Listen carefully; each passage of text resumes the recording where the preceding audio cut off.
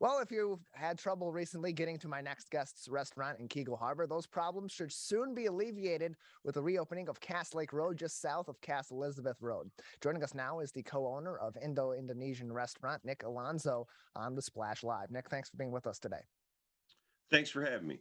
Appreciate having you on. It's been a really difficult time for businesses and really even just for those commuting in and out of Keego Harbor due to construction on Cass Lake Road and on other roads around the local area in Keego Harbor. How did the construction on Cass Lake Road affect your business in particular?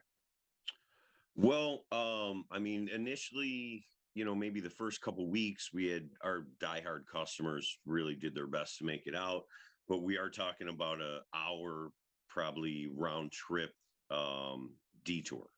So that's an extra hour of time people need to plan for their dinners. And, after about 3 weeks, business started dying down. I mean, this really hit us probably about 70% of our business in the last month. So it's been a trial. And, unlike COVID, where we came up with solutions, we adapted, we overcame certain things. It's pretty hard to overcome a road closure. So it's been really tough.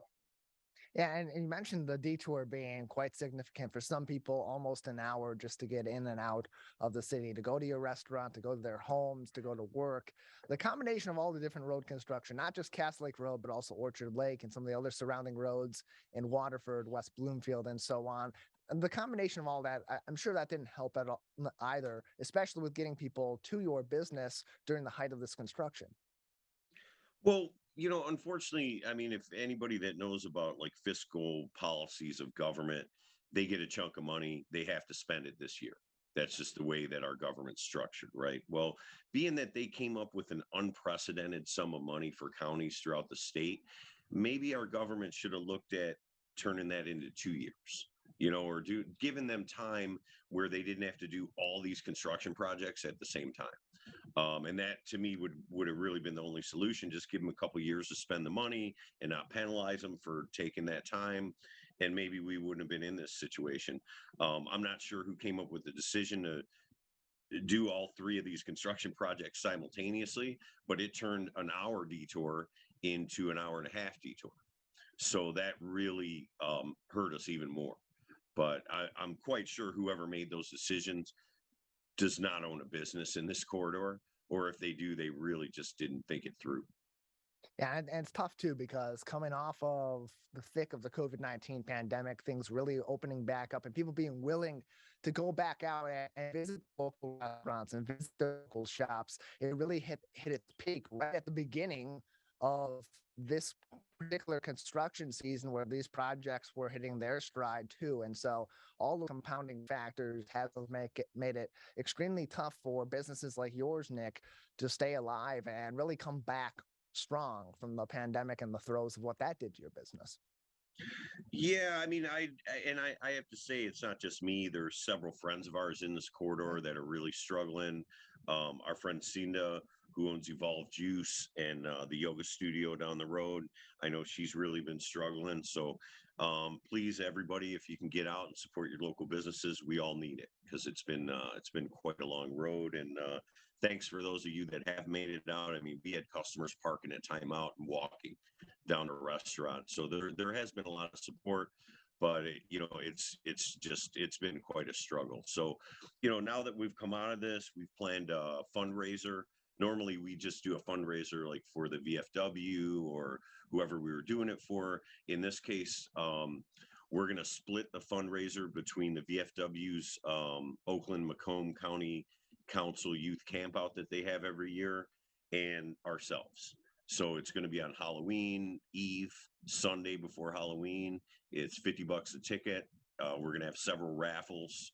We're going to give out some really nice prizes, as well as there's going to be prizes for best costumes and so on and so forth. So, we're coming out of it with some ideas, and yeah, I believe we'll be fine. It's just like I said, it's really been exhausting almost. And the worst part about it is going down to that construction site maybe 30 times in 2 months, and out of those 30 times, half the time no one was there. And we're talking like business hours between 11 and 2. So somebody should have been there working. And of the times when I did go there and there were people working, it was three guys on a $750,000 contract. They couldn't find more than three people to work. So it's tough, you know, and I just wonder if our government couldn't or doesn't at all vet these people and say, hey, you know, maybe in the contract it should say, well, we promise we're going to work 4 out of 5 days, weather permitting. We're going to have X amount of people on the job. You know, I don't know if we maybe need to come up with these minimum standards when our politicians spend our money. And let's everybody remember this is our money that's being used to fix these roads. So maybe we should have more of a voice and a say in how all that goes down. And your event coming up on October 30th, that's Halloween Eve at Indo restaurant. And how can people get tickets if they want to go and attend? They can come in and buy tickets. We're kind of just putting this out there right now. We're also going to be, for some people maybe that can't make the event but still want to participate in a raffle, we are going to be selling raffle tickets at Indo and letting people know who the winners are. We're going to have one special raffle for those who can't make it. Excuse me. And again, you can come into Indo and buy tickets. Our new hours, we had to change our hours during this construction. We did stop doing lunch because it couldn't support a lunch. So basically we open 5 o'clock on Wednesdays, Thursdays, that's 5 till 9. Friday, Saturday, and Sunday we open at 4. Friday and Saturday we close at 10. Sunday we close at 9. And we are going to start doing in November our hot pot again. So that's gonna allow us to open on Tuesdays. And we're negotiating with a pop-up. We're trying to maybe get a pop-up in on Monday. It's a friend of ours who does a soul food kitchen. So yeah, we're looking at doing some interesting things coming up in the next month or two, and hope to see you guys there.